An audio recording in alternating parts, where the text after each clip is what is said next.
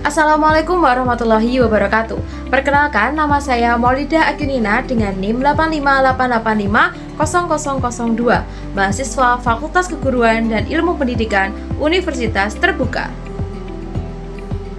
Hari ini saya akan melakukan kegiatan praktikum yang ada pada modul 3. Modul 3 ini terdiri dari 3 kegiatan praktikum. Yang pertama, kita akan membahas tentang zat dalam makanan. Dan yang kedua, kita akan membahas tentang uji zat pada makanan yang terdiri dari uji lemak, uji protein, dan uji karbohidrat. Dan yang ketiga, kita akan membahas tentang sistem pencernaan manusia. Berikut videonya.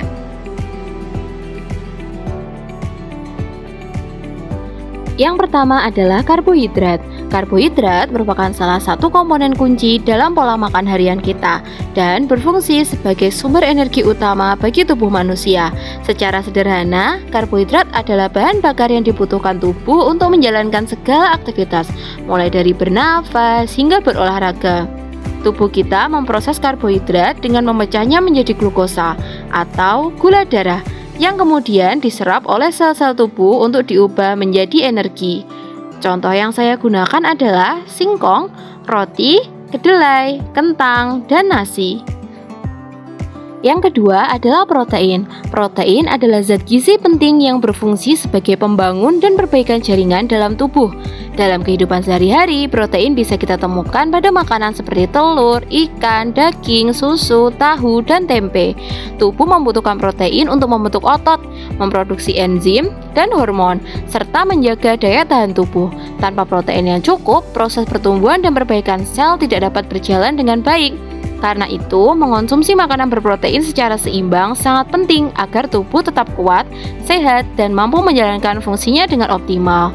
Contoh yang saya gunakan adalah tahu, telur, daging ayam, tempe, dan daging sapi.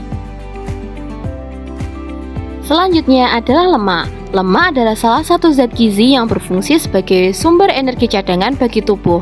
Selain memberikan tenaga, lemak juga membantu tubuh menyerap vitamin tertentu seperti A, D, E, dan K. Dalam kehidupan sehari-hari, lemak bisa kita temukan pada makanan seperti minyak, mentega, daging berlemak, kacang-kacangan, dan alpukat. Meskipun sering dianggap buruk, lemak sebenarnya penting untuk menjaga suhu tubuh, melindungi organ dalam, dan membantu proses pembentukan sel. Yang perlu diperhatikan adalah jumlah dan jenis lemak yang kita konsumsi, karena terlalu banyak lemak jenuh dapat mempengaruhi kesehatan. Dengan memilih lemak sehat dan menjaga porsinya, tubuh akan tetap kuat dan berfungsi dengan baik. Contoh yang saya gunakan adalah santan kelapa, alpukat, kacang tanah, mentega, dan minyak.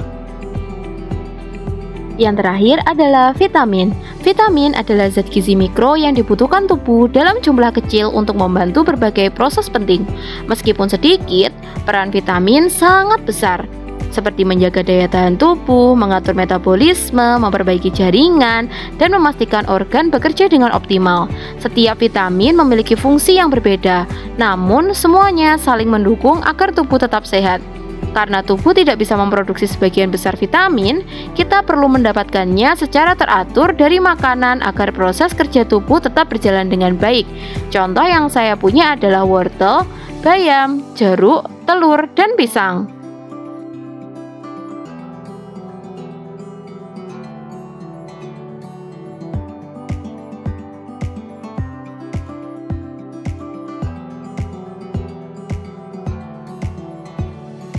Yang pertama adalah uji karbohidrat menggunakan kalium iodida pada kentang, biskuit, telur rebus, tepung terigu, margarin, tahu putih, apel, pisang, gula pasir, dan nasi. Dari percobaan ini dapat disimpulkan bahwa bahan makanan yang mengandung karbohidrat yaitu pisang, nasi, biskuit, tepung terigu, dan kentang. Sedangkan bahan makanan yang tidak mengandung karbohidrat yaitu apel, telur rebus, tahu, margarin, dan gula pasir. Yang kedua adalah uji protein. Untuk variabel kontrolnya, kita menggunakan bulu ayam yang terbakar sebagai indikasi sebuah bahan makanan mengandung protein. Yang kita gunakan adalah aroma terbakar pada bulu ayam ini. Jika nanti suatu bahan makanan itu dibakar dan baunya menyerupai bau bakar pada bulu ayam ini, berarti bahan makanan tersebut mengandung protein. Dari percobaan ini dapat kita simpulkan bahwa bahan makanan yang mengandung protein yaitu putih telur, tempe, daging ayam, dan seledri. Sedangkan bahan makanan yang tidak mengandung protein yaitu roti dan kangkung. Yang terakhir adalah uji lemak. Uji lemak dilakukan dengan menuangkan beberapa bahan makanan pada kertas sampul coklat. Untuk bahan makanan padat bisa dihancurkan terlebih dahulu, lalu digosokkan pada sampul kertas coklat tersebut. Setelah itu, jemur dan lihat hasilnya di bawah cahaya. Jika ia tembus pandang, berarti ia mengandung lemak. Jika ia tidak tembus pandang, itu berarti ia tidak mengandung lemak. Dari percobaan ini dapat kita simpulkan bahwa bahan makanan yang mengandung lemak yaitu kemiri, margarin, kacang tanah kering, santan, dan minyak goreng. Sedangkan bahan makanan yang tidak mengandung lemak yaitu wortel, seledri, biji jagung kering, singkong kering, pepaya, dan susu.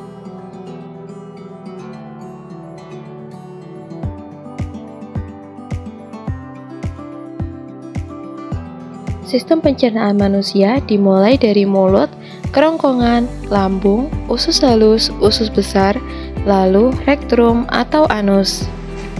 Sekian penjelasan dari saya. Mohon maaf jika ada salah kata. Terima kasih sudah menonton. Wassalamualaikum warahmatullahi wabarakatuh.